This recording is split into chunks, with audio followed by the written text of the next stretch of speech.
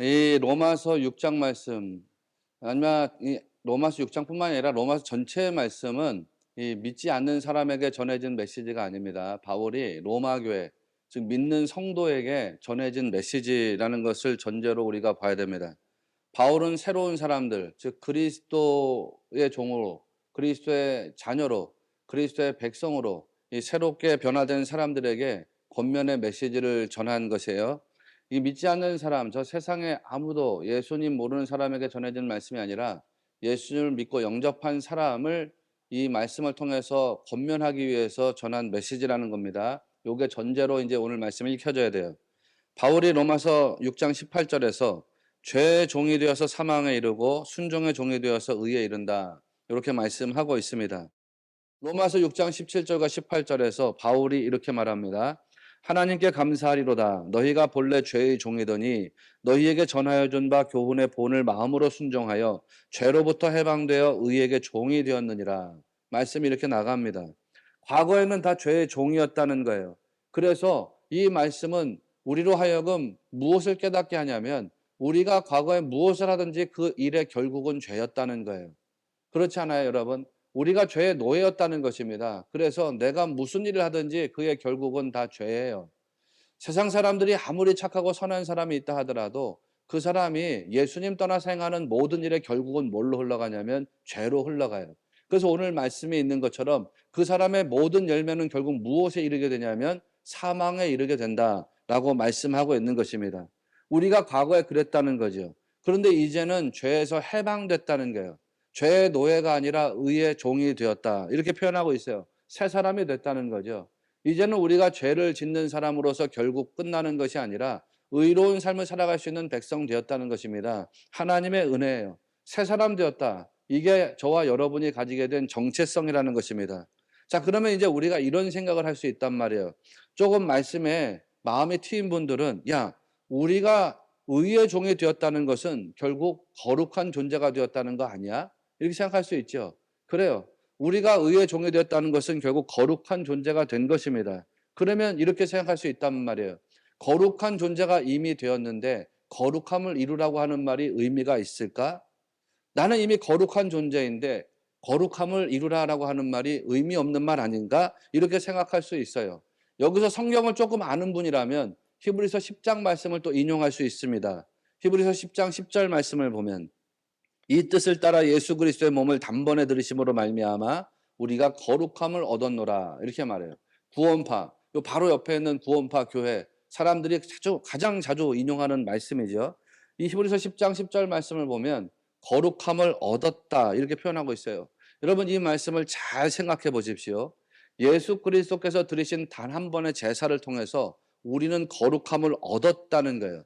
그러니까 믿는 자는 이미 거룩함을 얻은 자인 것을 믿으시기를 바랍니다.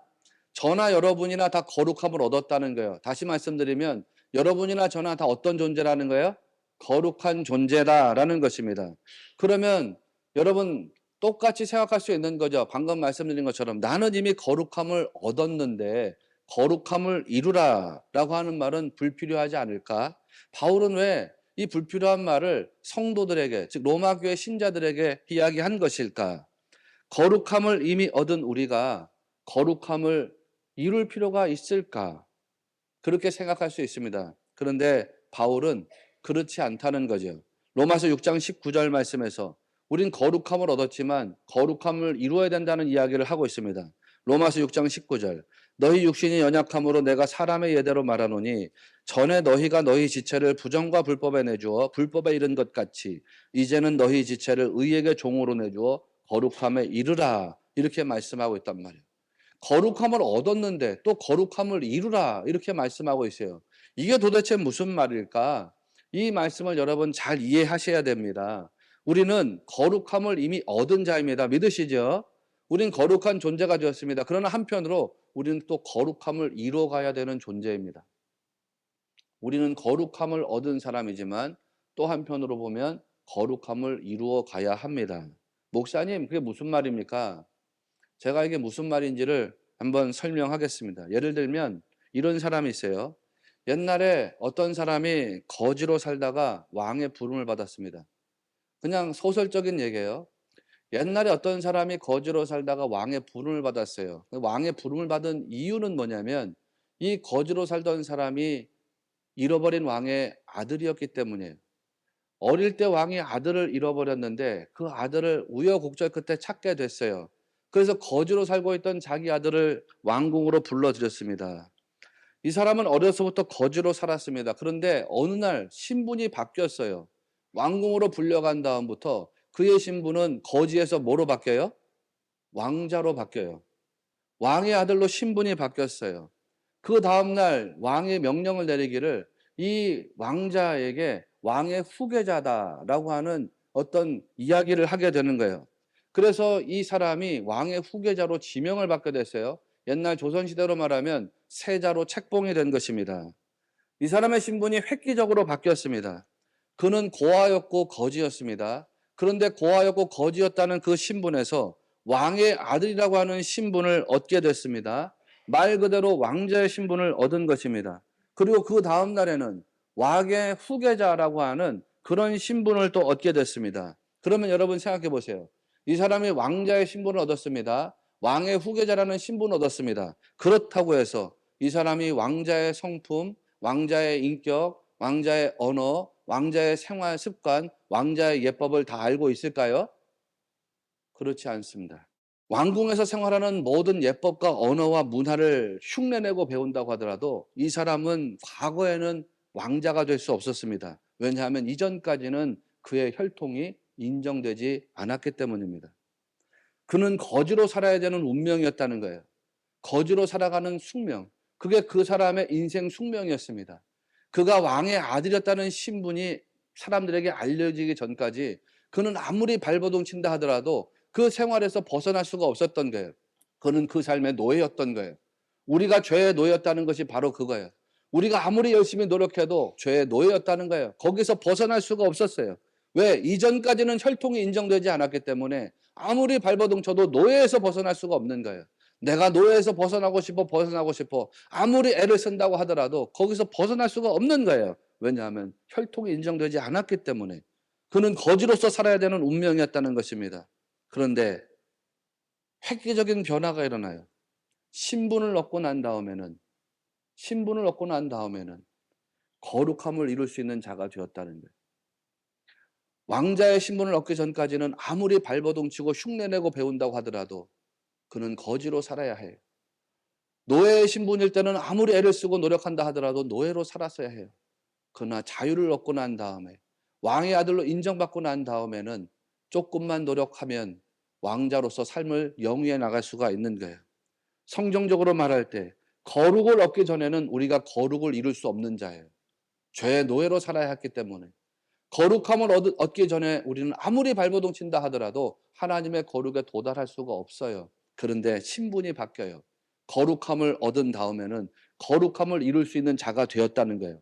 여러분 이거 이해가 되십니까? 이해가 되시기를 바랍니다. 베드로전서 2장 10절에서 너희가 전에는 백성이 아니더니 이제는 하나님의 백성이요 전에는 긍휼을 얻지 못하였더니 이제는 긍휼을 얻은 자니라 이렇게 말씀하고 있습니다. 전에는 아무리 열심히 애를 써도 하나님 백성이 될 수가 없습니다. 그런데 이제는 하나님 백성이 됐다는 거예요. 전에는 아무리 노력해도 긍휼을 받을 수가 없었어요. 아무리 애를 써도 하나님으로부터 기도 응답을 받을 수가 없었어요. 그런데 이제는 긍휼을 받는 자가 되었어요. 응답받는 자가 되었다는 거예요. 하나님의 백성이 되고 자녀가 되고 긍휼을 얻는 자가 되었다는 거예요. 에베소서 5장 8절에서 너희가 전에는 어둠이더니 이제는 주 안에서 빛이라 똑같은 말씀이죠. 여러분이 전에는 어둠이었다는 거예요. 여러분이나 저나 다 과거가 어둠이었습니다. 아무리 발버둥 치고 아무리 애를 쓰고 아무리 노력하고 힘을 쓴다 하더라도 우리는 거기서부터 빠져나올 수가 없었다는 거죠. 우리는 그냥 어둠이었어요. 그런데 이제는 주 안에서 빛이 되었다는 거예요. 에베소서 2장 3절 말씀에서는 전에는 우리도 다 그 가운데서 우리 육체의 욕심을 따라 지내며 육체와 마음에 원하는 것을 하여 다른 이들과 같이 본질상 진노의 자녀였다. 이렇게 표현하고 있습니다. 우리가 전에는 육체가 원하는 것만 하면서 살 수밖에 없는 존재였다는 거예요. 그래서 본질상 뭐냐? 정체성이 진노의 자녀였다는 거예요. 우리는 심판의 자녀, 진노의 자녀예요. 사람이 세상에 태어나면서 선한 사람으로 태어나는 것이 아니에요. 여러분이 진노의 자녀로 이 세상에 태어났다는 거죠. 왜? 우리는 다 아담의 타락한 죄를 가지고 있었기 때문입니다. 아담과 범죄가 타락한 이후로 모든 사람은 죄의 자녀로 태어나요. 그런데 하나님께서 그래서 예수님을 통해 가지고 우리를 구원하셨어요. 우리는 하나님의 아들로 태어난 것이 아니에요. 성경에 보니까 예수 그리스도를 통해서 우리가 하나님께 어떻게 되었다 그래요? 양자가 되었다. 양자. 우리 하나님께 입양을 받은 거예요. 어답션이에요. 하나님의 양자가 된 것이 하나님의 아들로서 태어난 것이 아니란 말이에요. 죄의 자녀로서 태어났다가 그래서 예수님을 통해 가지고 하나님의 자녀로 입양이 된 거예요. 입양이 됐다. 여러분, 그렇기 때문에 우리가 하나님의 은혜에 감사할 수밖에 없는 것입니다. 과거에는 아무리 노력한다 하더라도 어둠이었어요. 과거에는 아무리 노력한다 하더라도 하나님 백성이 될 수 없었어요. 진노의 자녀, 심판의 자녀였어요. 죄와 사망을 넘어갈 수가 없었어요. 그런데 이제는 빛의 자녀가 되었다는 거예요. 하나님 백성 되고 자녀 되었다는 거예요. 어떻게 그렇게 됐습니까? 예수 그리스도께서 십자가에서 여러분의 죄값을 다 치르시고 죽으셨기 때문이라. 예수 그리스도의 보혈로 우리를 속량하셨기 때문이라는 것입니다. 이게 은혜예요. 경건에 이르도록 내 자신을 연단하라. 경건이라는 게 거룩이라는 게 저절로 되는 게 아니라는 거예요. 가만히 있으면 예수님 믿고 가만히 있으면 그냥 되느냐? 아니라는 거예요. 경건에 이르도록 훈련을 하라는 거예요. 엑서사이즈예요. 계속해서 훈련하라는 거예요. 계속해서 자기 영혼을 돌보라는 것입니다. 자신을 꾸준히 연단할 때 그 거룩에 도달할 수 있다는 거거든요. 거룩함을 얻었다. 내가 왕자라는 신분을 얻었는데 내가 왕자야. 그러니까 이제 마음껏 내 권세를 부리면서 살겠어 라고 하면 그에 걸맞는 인생이 안 된단 말이에요. 내가 이제 왕자가 되었지. 이전의 것을 버리라는 거예요. 거지로 살았을 때, 소매치기로 살았을 때 삶의 습관을 버려라. 그러니까 망령되고 허탄한 신화를 버리라는 거예요. 망령된 거 버려라. 망령된 게 뭐예요? 거룩하지 않은 거죠. 거룩하지 않은 거 버리라는 거예요. 버리라. 헬라어로 파라이투라 그랬는데 단호하게 끊어내라는 거예요. 단호하게 거절해라. 옛날의 습관들 단호하게 끊어내라는 거, 끊어내라는 거. 거룩하지 않은 거 있으면 단호하게 거절해라. 그리고 경건에 이르도록 끊임없이 훈련하라는 거, 훈련하라. 어떻게 하라는 것입니까? 에베소서 4장 13절 말씀을 보면 우리가 다 하나님의 아들을 믿는 것과 아는 일에 하나가 되어 온전한 사람을 이루어 그리스도의 장성한 분량에 충만한 데까지 이르리니 이렇게 말씀하고 있습니다. 그리스도의 장성한 분량에 충만한 데까지 이르라. 그때까지 자라라. 계속해서 자라가라는 거지. 계속해서 자라가라. 온전한 그리스도인이 되려면 예수님의 인격을 닮아야 하잖아요. 예수님의 성품을 닮아야 하잖아요. 그렇게 예수님의 인격 닮고 예수님의 성품을 닮으면서 그 과정에서 뭐가 흘러나와야 돼요? 예수 그리스도의 향기가 흘러나와야 되잖아요. 그렇게 되도록 계속해서 자라가라는 거예요. 부족하죠, 우리가. 너무 연약하죠. 그런데 그걸 알면서 계속해서 자라가라는 거예요. 훈련하라는 거. 부족한 거 없애기 위해서 훈련하라. 없애기 위해서 훈련하라. 내가 나 혼자 산다는 그 프로그램 보니까 거기에서 어떤 친구가 마라톤 하면 마라톤. 우리나라에서 마라톤을 뛰어가지고 4시간 몇 분 동안 마라톤 뛰고 저 뉴욕에 가가지고서 마라톤을 뛰어요. 마라톤을 그렇게 마라톤을 완주하기 위해서 이 사람이 훈련한단 말이에요. 매일같이 훈련해. 매일같이 뛴다고요. 내 안에 있는 부정적인 것을 없애기 위해서.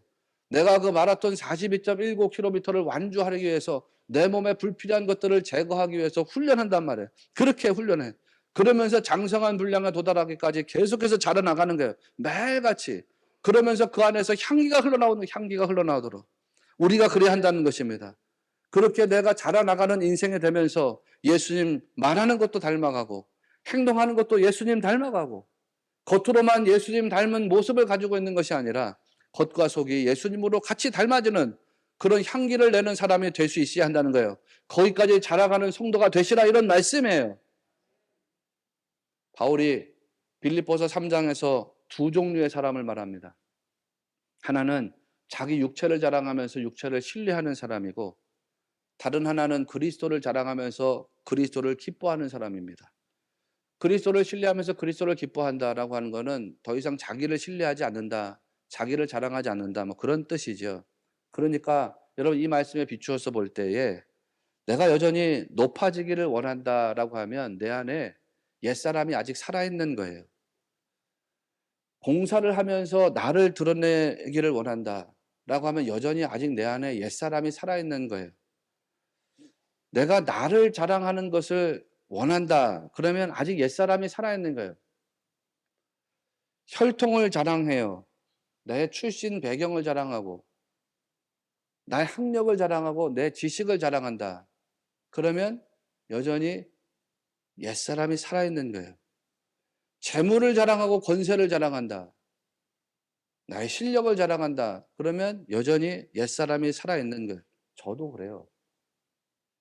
내 안에 옛사람이 다 죽었다는 뜻이 아닙니다. 내 안에도 옛사람이 아직 살아있어요. 나도 자라가고 있는 중이에요, 여러분. 여러분도 자라가고 있는 중이겠지만 저도 계속해서 자라가고 있는 중이에요. 우리 안에 옛사람이 있어요, 옛사람이. 왜? 아직도 옛사람이 살아있기 때문에. 그래서 거룩함을 이루어가는 사람이 돼야 해요. 바울이 갈라디아서 5장 16절부터 24절까지 말씀을 통해서도 사람을 두 종류로 말합니다. 하나는 육체의 소욕을 따르는 사람이고 하나는 성령의 소욕을 따르는 사람입니다. 육체의 소욕을 따르는 사람이 옛사람의 모습이고 성령의 소욕을 따르는 사람이 새사람의 모습이겠죠. 그러면 옛사람의 모습은 구체적으로 어떻게 나타나는가? 새사람의 모습은 구체적으로 어떻게 나타나는가? 바울이 갈라디아서 5장에서 그 흔적을 우리에게 조금 남겨놨습니다. 옛사람의 모습이 뭐냐? 갈라디아서 5장 19절부터 21절까지 말씀 보니까 이렇게 되어 있어요. 육체의 일은 분명하니 곧 음행과 더러운 것과 호색과 우상 숭배와 주술과 원수 맺는 것과 분쟁과 시기와 분냄과 당짓는 것과 분열함과 이단과 투기와 술 취함과 방탕함과 또 그와 같은 것들이라 이렇게 말씀하고 있어요. 이런 게 육적인 것들, 즉 죄의 본성에 물들어 있는 욕구들이로구나. 옛사람의 모습을 보니까 음행과 시기와 분냄과 투기와 방탕과 분열함과 이단과 술 취함과 이런 것들이라는 거예요. 여러분의 삶 속에서 음행과 시기와 분냄과 투기와 방탕과 분열함, 다툼, 이단, 방탕함 이런 것들이 많이 나옵니까? 아니면 사랑과 희락과 화평과 오래 참음과 자비와 양성과 충성과 온유와 절제 이런 것이 많이 나옵니까? 무엇이 더 많이 쏟아져 나옵니까? 우리 그리스도인들에게도 사실 두 가지 소욕이 함께 공존하고 있어요. 내 안에도 그래요. 여러분 안에도 아마 그럴 거예요. 저나 여러분 안에 다 두 가지 소욕이 공존하고 있어요. 그거를 바울이 로마서 7장에서 이렇게 말했죠. 로마서 7장 21절. 그러므로 내가 한 법을 깨달았노니 곧 선을 행하기 원하는 나에게 악이 함께 있는 것이로다. 신자가 되었어도 선을 하고 싶은 욕구와 함께 악이 존재하고 있다는 거예요. 내가 선한 말을 써야지. 그 안에 악이 함께 있어요. 사랑을 해줘야지. 그 안에 악이 함께 있어요. 용서해야지. 그 안에 악이 함께 있어요. 두 가지가 공존하고 있다는 것입니다. 신자가 되었어도 그렇다는 것입니다. 그런데 그 싸움에서 이기라는 거예요. 성령의 도우심을 받아서 육체의 소욕을 버리라는 거예요. 에베소서 4장 22절 24절 말씀을 보면 너희는 유혹의 욕심을 따라 썩어져가는 부습을 따르는 옛사람을 벗어버리고 오직 너희의 심령에 새롭게 되어 하나님을 따라 의와 진리의 거룩함으로 지으심을 받은 새 사람을 입으라 이렇게 말씀하고 있어요. 옛사람이 뭐라고 그랬습니까? 어떤 사람이라고 그랬습니까? 유혹의 욕심을 따라서 사는 사람, 썩어져가는 세상의 구습을 따르는 사람이라고 했습니다. 반면에 새 사람은 어떤 사람입니까? 심령이 새롭게 돼서 하나님을 따라 의와 진리의 거룩함을 옷 입은 사람. 우리는 거룩함으로 옷을 입었다는 거예요. 예수 그리스도의 보혈이 여러분에게 거룩한 옷이 되어져 입혀져 있다는 거예요. 거룩함을 얻은 사람이라는 게 거룩함을 얻은 사람. 그러니까 거기에 합당한 삶을 살아나가는 성도가 되시란 말이에요. 옛사람을 벗어버리라는 거예요. 옛사람 벗어버리라. 그리고 새 사람 된 삶을 살아가라는 거예요. 예수님의 인격을 닮아가는 삶을 살고 예수님의 성품 닮아가는 삶을 살고 예수님의 언어와 행위를 닮아가는 인생 살아가라는 거예요. 그리스도의 인격을 나타내 보이는 그런 새로운 사람의 삶을 살라는 것입니다. 여러분, 여기까지 말하면 이 속에서 이제 여러분의 영적인 안목이 나타나야 되는 거예요. 갈라디아서, 에베소서, 로마서 말씀을 보니까 바울이 말하는 옛사람과 새사람의 차이가 있구나. 라는 것을 여러분이 이제 깨달아야 해요. 바울이 말하는 옛사람과 새사람의 차이가 어떻게 구별되던가? 내가 옛사람인지 새사람인지를 알려면 어떻게 할까? 우리 성도가 옛사람인지 새사람인지를 알려면 어떻게 해야 될까? 세 가지를 보면 알 수 있대요. 그게 뭐냐? 첫째는 자랑이고, 둘째는 열매고, 세 번째는 인격이에요. 그 세 가지를 보면 안다는 것입니다. 어떤 사람이 자꾸 자기 육체를 자랑해요. 근데 어떤 사람은 자꾸 그리스도를 자랑해요. 어떤 사람은 자기의 실력을 자랑하는데 어떤 사람은 그리스도의 은혜를 자랑해요. 내가 어떤 자리, 어떤 포지션에 갔다라는 이야기를 하지 말라는 게 아니에요. 내가 어떤 포지션에 있습니다. 어떤 자리에 있습니다. 라는 걸 밝힐 필요가 있잖아요. 내가 어떤 직업을 가지고 있습니다. 그 직업 중에서 내가 어떤 자리에 있습니다. 그걸 말하지 말라는 게 아니라 그거를 말하는데 내 실력을 자랑하는 사람이 있어요. 나의 육체를 자랑하는 사람이 있어요. 그러나 반면에 성도는 어떻게 한다는 거예요? 그리스도를 자랑한다는 거예요. 은혜를 자랑한다는 거예요. 그리스도를 자랑하고 은혜를 자랑하는 걸 우리가 신앙적인 언어로 뭐라고 말합니까? 간증이라 간증. 하나님의 은혜로 이렇게 되었습니다. 어떤 사람 보니까 맺어가는 열매가 육체의 열매예요. 그 사람이 쏟아내는 거 보니까 그 사람은 자꾸 다툼을 일으켜. 트러블 메이커죠. 이 사람이 가는 곳마다 다툼이 일어나고 시기가 일어나고 질투가 일어나고 험담이 일어나고 비방이 일어나고 분냄이 일어나고 분열됨이 일어나고 방탕함이 일어나요. 근데 반대로 어떤 사람이 들어가는데 거기에는 화목이 일어나요. 온유함이 나타나고 절제가 나타나고 사랑이 나타나고 기쁨이 나타나고 피스메이커죠. 평화가 일어나고 열매를 보니까 옛사람이 새사람인지가 구분이 되더라는 거예요. 세 번째는 뭐라 했어요? 인격이에요. 인격. 그 사람이 보여주는 인격을 보니까 세상 사람하고 별로 다를 게 없어요. 썩어져가는 인격을 닮아 있어요. 권력을 추구하고 욕망을 추구하는 인격을 닮아 있어요. 그런데 어떤 사람 보니까 그 인격이 예수님을 닮아 있어요. 희생의 인격이고 봉사의 인격이고 헌신의 인격이에요. 사랑의 인격이에요. 어떤 사람을 보니까 자꾸 사람을 죽여요. 세상을 죽여요. 그렇게 인격이 나타나는데 어떤 사람을 보니까 사람을 살려요. 세상을 살려요. 그런 인격이 나타나요. 여러분, 다 옛사람이 포기되어지고 새 사람으로 거룩함에 이르는 성도 되시기를 주의 이름으로 축원합니다. 그렇게 가자요. 그렇게 가자는. 그렇게 가야 한다는 거예요. 여러분의 삶이. 나도 부족하고 여러분도 부족해요. 다 우리가 부족하죠. 그러나 하나님이 기뻐하시는 거룩함을 이루어가는 삶이 되자는 거 아닙니까? 그러면 우리가 어떻게 그 거룩함을 이루는 자가 될 수 있을까? 어떻게 거룩을 이루는 자가 될 수 있느냐? 이게 늘 말씀드리지만 우리의 의지로 안 된다는 것입니다. 대부분의 사람들은 자기의 의지로 도전했다가 실패합니다. 그래서 바울이 디모데전서 4장에서 뭐라고 말합니까? 우리에게 너무나도 확실한 답을 가르쳐 줬죠. 거룩에 이르려면 어떻게 하라 그랬어요? 하나님의 말씀과 기도로 거룩하여짐이라. 디모데전서 4장 5절 말씀입니다. 무엇으로 성도가 거룩에 이를 수가 있습니까? 말씀 붙잡고 기도할 때입니다. 성도가 성령의 사람으로 어떻게 열매를 맺어 나갈 수가 있습니까? 자기 의지로서는 안 됩니다. 말씀을 붙잡고 기도할 때입니다. 말씀과 기도를 통해서 우리가 거룩에 도달하고 말씀과 기도를 통해서 여러분 하나님 나라의 열매 맺는 백성 된다는 것을 믿으시기를 축원합니다. 그러면 이 말씀과 기도를 어떻게 대해야 될까? 말씀과 기도를요. 어떻게 대해야 되느냐? 한 가지만 말씀드리면 말씀과 기도를 대할 때마다 하나님 만나는 통로로 삼아야 됩니다. 통로. 하나님 만나는 통로. 여러분이 말씀을 통해서 하나님을 만나야 됩니다. 이 말씀을 통해서 세상을 살아가는 방법론, 세상을 살아가는 지혜를 배우려고 하기보다 가장 먼저 해결돼야 되는 것이 뭐냐? 말씀을 통해서 하나님을 만나야 되는 것입니다. 그 옛날 지성소로 들어간 대제사장이 하나님 임재를 체험하고 살아난 것처럼 오늘 말씀 속에서 하나님을 만나는 자가 될 때에 하나님께서 여러분에게 새로운 생명을 부어주시는 줄을 믿으시기를 바랍니다. 기도도 마찬가지. 하나님께 무엇을 구하고 받고 응답의 열매를 누리기 이전에 내가 기도를 통해서 하나님과 만나기를 원합니다. 하나님 만나는. 여러분이 그렇게 하나님을 만날 때 이 말씀과 기도를 통해서 거룩에 이르는 자가 될 줄로 믿습니다. 그 거룩에 이르는 자가 되었을 때에 그 거룩에 이른 자에게 성령님이 역사하시고 성령으로 충만하게 하셔서 성령 충만한 열매를 맺는 성도로서 살게 하실 줄로 믿습니다.